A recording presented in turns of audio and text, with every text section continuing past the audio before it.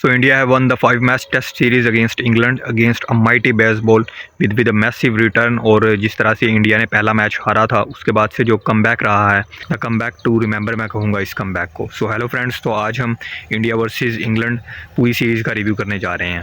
तो अगर पूरी सीरीज़ से पहले 5th टेस्ट का थोड़ा सा रिव्यू कर लिया जाए, क्योंकि उस पर हमने बहुत ज़्यादा बात नहीं की, इनफैक्ट बिल्कुल भी बात नहीं की उस टेस्ट मैच के पूरे जो पीरियड रहा है टेस्ट मैच का 5th टेस्ट का। तो उस पर अगर हम बात करें तो जो परफॉर्मेंस इंडिया ने दिया वो that was really on the cards. और हम ऐसा ही एक्सपेक्ट कर रहे थे कि जब एक एक पहली इतनी बुरी हार के बाद जब एक टीम इतना अच्छा कमबैक करती है, बैक टू बैक 3 मैचेस जीतती है टिल 4th टेस्ट मैच, तो 5वें टेस्ट में भी ये तो बिल्कुल एक्सपेक्टेड था कि इंडिया फिर से थम्पिंग परफॉर्मेंस देगा इंग्लैंड के खिलाफ। और ऐसा ही हमने देखा, क्योंकि इंग्लैंड की फिर से बैट फर्स्ट आया था 4th टेस्ट के बाद से, और पहले तो 218 पर जो है वो फोल्ड आउट किया। और उसमें जो हेडलाइन थी, हेडलाइनिंग परफॉर्मेंस, वो थी कुलदीप यादव और रविचंद्रन अश्विन की तरफ से। क्योंकि कुलदीप का जो परफॉर्मेंस था वो इसलिए बहुत इंपॉर्टेंट था क्योंकि उनके बारे में थोड़ी सी रिपोर्ट्स आ रही थी कि शायद उनको रेस्ट कराकर 3 सीमर्स को खिलाया जाए धर्मशाला में, बट उन्होंने अपनी जो प्लेस थी उसको जस्टिफाई किया और परफॉर्मेंस देकर प्लेयर ऑफ द मैच भी उन्होंने जीता। देन इंग्लैंड ने 218 जो किए थे उसके जवाब में इंडिया ने जो परफॉर्मेंस दी 477 स्कोर किया। और फिर से वही जो बैटिंग में डोमिनेंट परफॉर्मेंस देता आ रहा था India against England, through out the series उसी चीज़ को बरकरार रखा। जयसवाल ने अच्छा स्टार्ट दिया, 50+ किया। दैन रोहित शर्मा और शुभमन गिल के बल्ले से 100s आए, और दैन सरफराज ने भी 50 की थी। और फिर जो एक अंडर नोटिस चीज़ रही है सीरीज़ की, मैं कहूँगा वो है जो टेल एंडर्स की बैटिंग। टेल एंडर्स ने इस मैच में तो चलिए आपके पास प्लेटफॉर्म था, सेट कर दिया था टॉप ऑर्डर्स बैटर्स ने एंड देन बॉलर्स ने, प्रेशर नहीं था। बट 4th टेस्ट मैच में जो प्रेशर से निकाला था इंडिया को टेल एंडर्स ने, क्योंकि लीड में दबा हुआ नज़र आ रहा था इंडिया। बट ध्रुव जुरैल के साथ वो पार्टनरशिप्स जो कुलदीप यादव ने लगाई थी एंड देन मोहम्मद सिराज ने, आप उसको कभी भी जो है वो अंडररेट नहीं कर सकते। तो अगर इस टेस्ट सीरीज़ का रिव्यू किया जाए, पूरी टेस्ट सीरीज़ का, तो उसमें मुझे लगता है कि इंडिया के लिए बेतहाशा पॉजिटिव्स रहे हैं। क्योंकि पहला टेस्ट मैच हारा था वो एक शॉक से कम नहीं था, क्योंकि आप फर्स्ट इनिंग्स के बाद से 200 से ऊपर का लीड था आपके पास, और वहाँ पर एक ओली पॉप नाम के प्लेयर आते हैं और वो अपनी ब्रिलियंस की वजह से पूरा मैच का जो है वो नक्शा पलट देते हैं। बट उसमें इंडिया के लिए जो एक पॉजिटिव चीज़ थी वो ये थी कि इंग्लैंड की तरफ से कलेक्टिव परफॉर्मेंस नहीं था उस फर्स्ट टेस्ट मैच में, और वही चीज़ हमने रिपीट होते हुए देखी पूरी सीरीज़ में। अगर 1-2 मैच में भी इंग्लैंड कलेक्टिव परफॉर्मेंस देता तो ये सीरीज़ बहुत ज़्यादा कम्पैटिटिव नज़र आ सकती थी, और इवन पहले मैच में जो उनको स्टार्ट मिला था इंग्लैंड टेस्ट सीरीज़ जीत भी सकता था। जी हाँ, क्योंकि 4th टेस्ट में भी जो कहानी रही थी वो यही थी कि England was right on the top, but due to lack of collective performances जो रूट ने स्टे किया था ज़रूर और उनके साथ थोड़ा बहुत बेन फोक्स ने भी, बट उनके साथ कोई भी जो है वो उनको साथ नहीं मिला किसी बैटर की तरफ से भी, एंड ना ही बॉलिंग पार्टनरशिप्स हमने देखी इंग्लैंड की तरफ से। तो ये वजह रही है।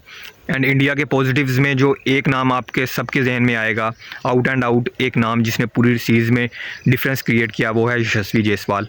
क्योंकि अगर आप ये पूरे 4 मैच का रिव्यू करो, इन 4 मैचेस में जो इंडिया ने जीत हासिल की, तो उसमें यशस्वी की परफॉर्मेंस तो आउट क्लास थी। बट उनको एक मैच में भी player of the match nominate नहीं किया गया, और उनकी जगह आप कुलदीप यादव थे किसी में player of the match, Jasprit Bumrah, Ravindra Jadeja, किसी में ध्रुव जुरैल। बट पूरे टेस्ट मैच जो सीरीज़ रही है ये, उसमें आप उनकी परफॉर्मेंस को इग्नोर नहीं कर पाओगे अब अगर आप ध्यान से भी देखो, क्योंकि हर मैच में उन्होंने इम्पैक्ट डाला है बल्ले से, और इसीलिए ही is been the player of the series. और आप पहले मैच से अगर आपको याद हो, जो फर्स्ट टेस्ट की फर्स्ट इनिंग्स थी उसमें ही उन्होंने जो डोमिनेंट परफॉर्मेंस देना स्टार्ट कर दी थी, और जिस तरह से वो अटैकिंग शॉट्स खेल रहे थे अगेंस्ट इंग्लिश बॉलर्स, उन्होंने इंडिकेशन दे दिया था कि किस तरह से वो इस सीरीज़ में ट्रीट करने वाले हैं बॉलर्स को। Yashasvi has been the player, the most impactable player, the most valuable player of this series. And then उनके बाद अगर हम बात करें तो कलेक्टिव परफॉर्मेंसेस भी जो है इंडिया की इस सीरीज़ की जीत की वजह रही हैं। क्योंकि जब आपके पास एक ऐसा कंसिस्टेंट प्लेयर हो जो कंसिस्टेंटली परफॉर्मेंस डिलीवर कर रहा है, तो आपके जो आउट फॉर्म बैटर्स हैं Shubman Gill, Rohit Sharma, and then middle order में जो आपको मुश्किलात थी, नए नाम थे, तो उनके लिए काम बहुत आसान हो जाता है और उनके लिए फॉर्म ढूंढना बहुत आसान रहता है। और यही चीज़ हमने देखी।